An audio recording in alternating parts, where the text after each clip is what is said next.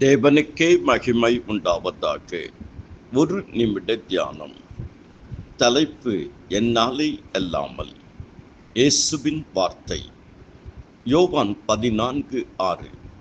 அதற்கு இயேசு, நானே வழியும் சத்தியமும் ஜீவனுமாய் இருக்கிறேன். என்னாலே அல்லாமல் ஒருவனும் பிதாவினிடத்தில் வரான். யோவான் 15:5. நானே திராட்சை செடி, நீங்கள் கொடிகள். ஒருவன் என்னிலும் நான் அவனிலும் நிலைத்திருந்தால் அவன் மிகுந்த கனிகளை கொடுப்பான்.